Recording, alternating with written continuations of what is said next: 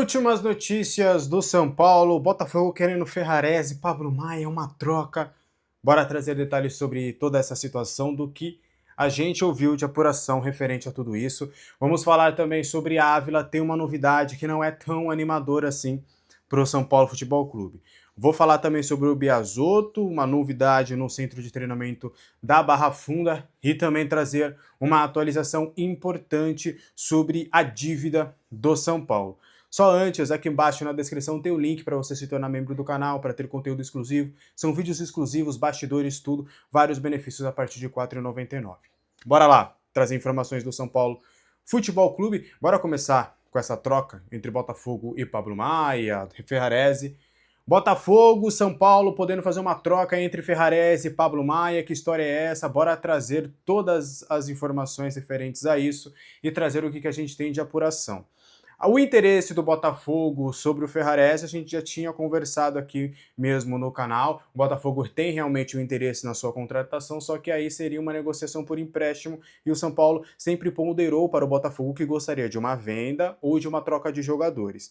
E aí, do que eu tenho de informação, confirmei hoje mais cedo com o São Paulo Futebol Clube, tô até aqui de olho para ver se chega alguma coisa durante aqui a gravação do vídeo, para ver se vem alguma novidade, mas do que eu tenho de informação, São Paulo e Botafogo, referente ao Ferrarese, não houve ainda uma proposta oficial para o São Paulo.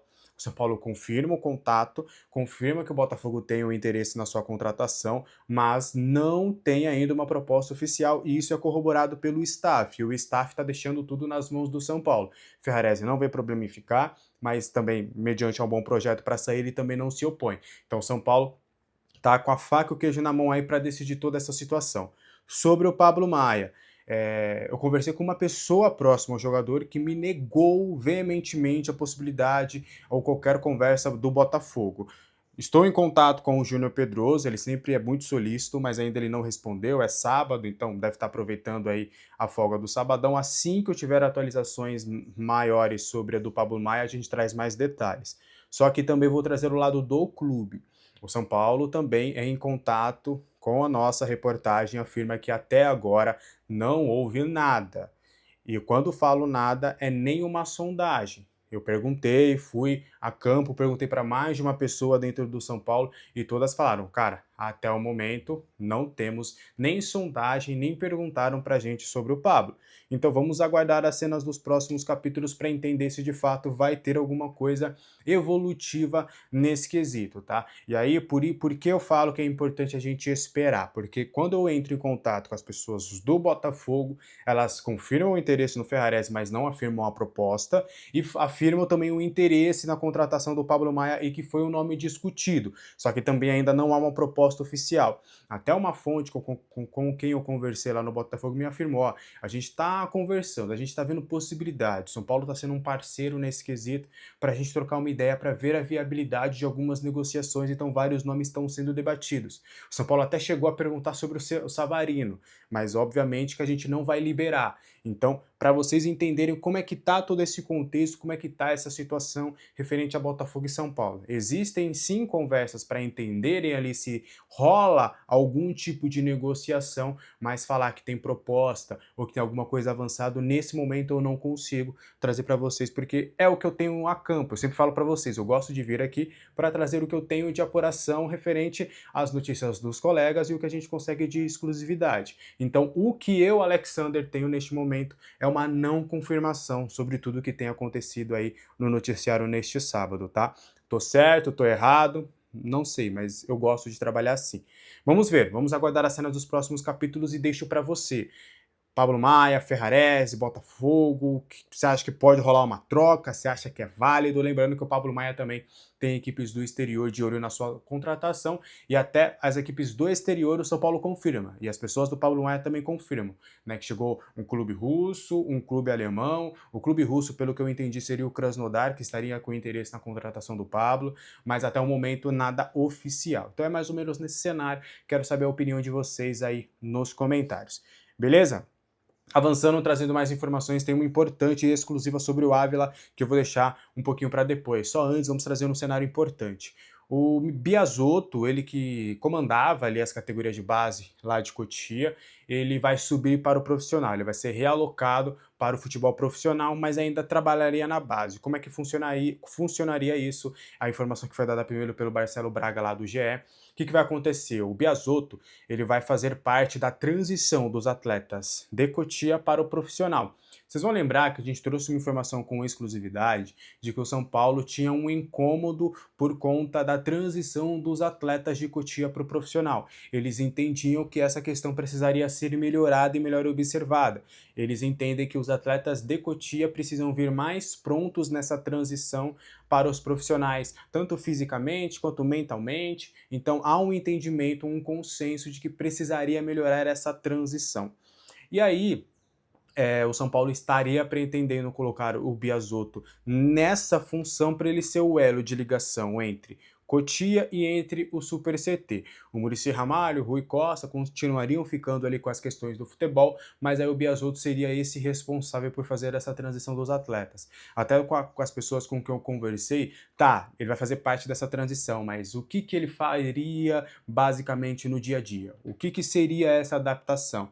Aí do que eu conversei com algumas pessoas previamente, ele seria o responsável por puxar os jogadores da base para o profissional, a trazer uma linha de treinos para esses atletas estarem cada vez mais aptos ao elenco profissional, até na questão de logística para esses atletas de Cotia para o profissional, mas ainda tudo de uma maneira bem superficial, ainda não me detalharam mais sobre essa situação, mas o que a gente tem neste momento é isso. O que você acha do Biasotto nessa nova função? Quero saber a opinião de vocês aí nos comentários. Antes de eu trazer as duas informações exclusivas, aqui embaixo na descrição tem o link da Mandaká para você realizar o pedido das suas marmitas, sucos doces, lanches, mini tortas e mini pizzas. A partir de R$ 150 você já pode fazer o seu primeiro pedido e aí você usa o cupom ALEXANDER para você ter R$ 40 de desconto. E com R$ 40 de desconto na Mandaká você pode conseguir muita coisa. Então não perca essa oportunidade, compre agora na Mandaká.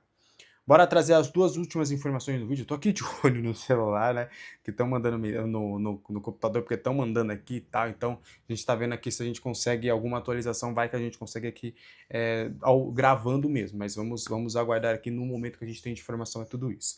Bom, a dívida atualizada do São Paulo até o início de novembro, tá? O São Paulo tinha orçado ali internamente. O São Paulo, ele faz balanços ali entre eles semestrais, trimestrais, só que diariamente quase, né? Eles fazem ali um orçamento ali, é algo que não é documentado publicamente, mas é algo que eles têm esse controle. E aí no início de novembro a gente pode cravar que a dívida do São Paulo estaria em 910 milhões. O São Paulo ainda acredita que em novembro essa dívida deve diminuir um pouco mais e mediante a uma venda que pode ainda acontecer nessa janela de transferência já em dezembro, o São Paulo vê como uma boa possibilidade de terminar o ano com um valor menor do que os 900 milhões.